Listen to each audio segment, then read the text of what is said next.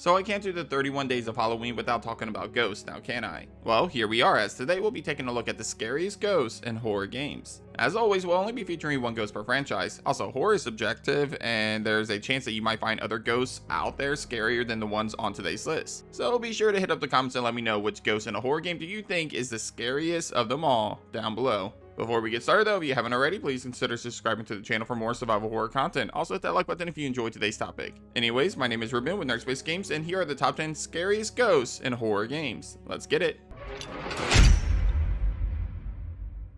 Number 10, The Basement Ghost Until Dawn. While the game is actually pretty known for having a lot of jump scares, most of which are courtesy thanks to the Wendigos, there is one brief sequence in the basement of the cabin that honestly makes all of us jump more than any other scene in the game. Yeah, I'm of course referring to the ghost jump scare in the basement. There's two actually really cool, interesting things about this ghost appearing on today's list. First off, Until Dawn doesn't really focus on paranormal throughout most of the game. In fact, there's almost no ghosts at all throughout the story, as the story mostly revolves around the Wendigos in the woods and a stranger wearing a mask. Actually, that brings me to this second aspect that I find really interesting about this entry, and that is the fact that this ghost actually only appears in the game once. And it's only in this brief scene, which means that this ghost has the least amount of screen time compared to any other ghost on today's list. Yeah, one jump scare is all this ghost gets, but damn does she make every second count, because this one jump scare is scarier than most ghost encounters I've experienced in a horror game.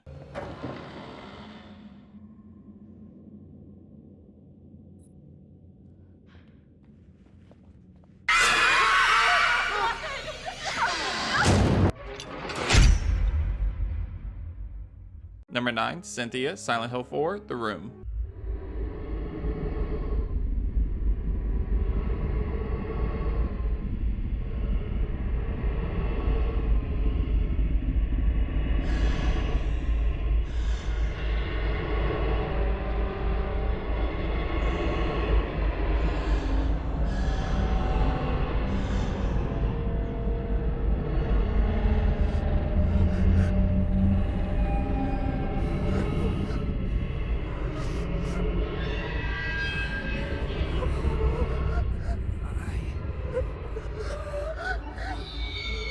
Something that I really appreciate about the Silent Hill franchise is how most of the games in the series tells a different and unique story that stands out from each other. Well, except for Silent Hill and Silent Hill 3, that is. Anyway, in Silent Hill 4 The Room's case, it mostly revolves around ghosts and the life beyond death, as a lot of the enemies that Henry comes face to face with, including the main antagonist of the game, Walter Sullivan, are in fact dead in the real world. Meaning that Silent Hill 4 definitely has its fair share of ghosts that haunt Henry throughout the game. Personally though, none of them are as terrifying as Cynthia. The first time we meet Cynthia, she's a human being in the subway world who appears to be trapped in this world alongside Henry. However, Cynthia is eventually murdered by Walter Sullivan before Henry leaves this world. Upon his return to the subway world though, Henry finds Cynthia again, only this time she's a little more unnerving to look at. That's because Cynthia has become a ghost, and not just any ghost, but one that honestly kind of reminds me of the ghost in The Grudge or Samara Morgan in The Ring. Yeah, that's courtesy of her hair kind of dropping in front of her face and her body floating as she chases Henry. Even the sounds that she makes and the way that she attacks the player are both extremely unnerving. And just like most of the ghosts in the game, she's a stalker enemy that will chase you throughout the subway world and even other worlds if you don't stake her into the ground with a sword.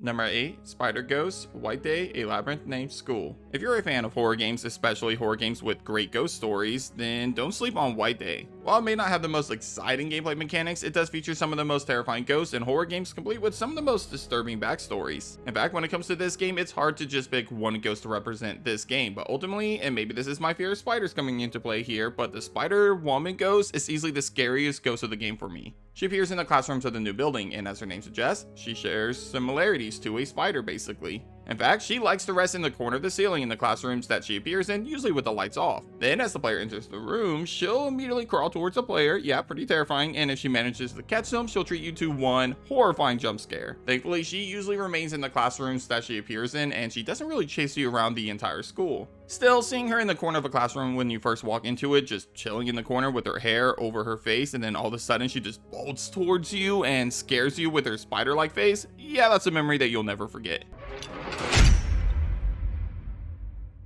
Number 7, Sachiko, Corpse Party. On paper, Sachiko shouldn't be that scary because of the type of game that Corpse Party is, mostly a visual novel that doesn't feature any insane jump scares. You would think that it wouldn't have a ghost in this game that's scary enough to earn a spot on today's list. Well, that's where you'll be wrong. Corpse Party might be a visual novel on paper, at least in terms of the story, but there's two things that it excels at as a horror game: telling a terrifying ghost story through mostly dialogue and creating a tense atmosphere throughout the entire game. In fact, I would call Corpse Party a chilling experience instead of your typical in-your-face horror game, and a big reason for that is because of Sachiko herself. See, later in the game it's revealed that most of the horrible things that are happening in this school are caused by Sachiko, a young ghost girl dressed in red. Now, I won't dive into the whole backstory regarding Sachiko, but let's just say that she's one disturbing individual thanks to how she died. Since then, she's only enjoyed happiness in one way, and one way only: death. She gets a thrill out of killing people in the most horrifying ways possible, including torturing them by gorging their eyes out and chopping off their tongues. Yeah, she's a pretty sadistic ghost, and one of the most horrifying scenes occurs during a flashback sequence in which we see how she murders 3 children in cold blood, and then frames the janitor for murdering these children. This moment, even though you visually don't see anything, will leave you with chills, especially while listening to her horrifying laughs as it's happening.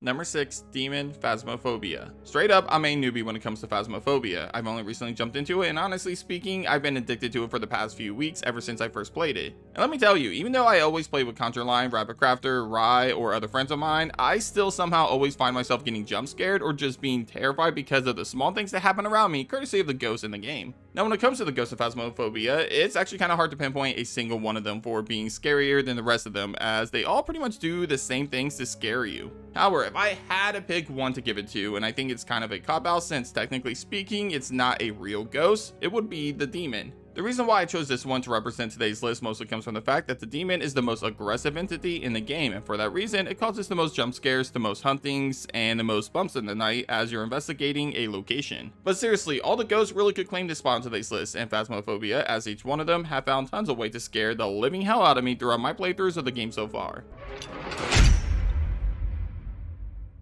Number 5, Anima, the Evil Within 2. Anima might be the most terrifying of the ghosts on today's list in terms of the audio design around her when she appears. In The Evil Within 2, you first encounter Anima after investigating a house in Union, a simulated reality created by the evil corporation Mobius. Her entrance is actually one of the scariest entrances in the series, only behind Laura Reborn in the first game. Yet, despite how creepy she is when she first appears, it only gets worse, as Anima essentially becomes a stalker enemy that turns The Evil Within 2 into a stealth hide-and-seek horror game instead of your traditional action horror game that the franchise is known for. You can't just shoot your way through Anima, as she can't be killed. The only thing you can do is avoid her, and avoid her you must, because if she spots you, she'll teleport towards you and instantly kill you with one of the most terrifying death animations of the game. Did I mention that she sings a creepy lullaby as she searches for you that gives the Huntress in Dead by Daylight a run for her money? Yeah, no thanks, bro.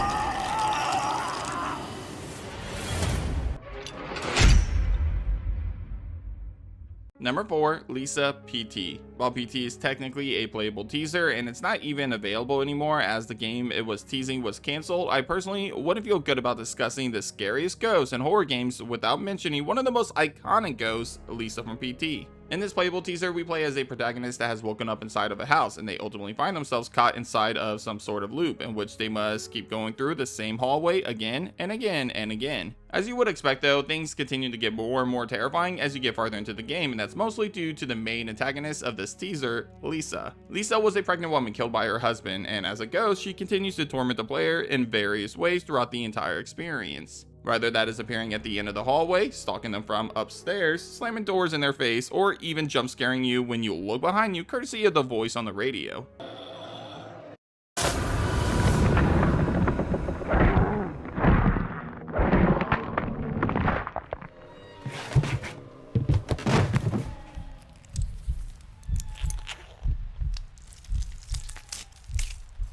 Yeah, Lisa will torment you in so many ways in the short amount of time she spends with you, and it kind of makes you wonder, if Silent Hills doesn't get canceled, how much more impactful would Lisa have been? Because man, in that small trailer she was in, she was absolutely terrifying, just saying.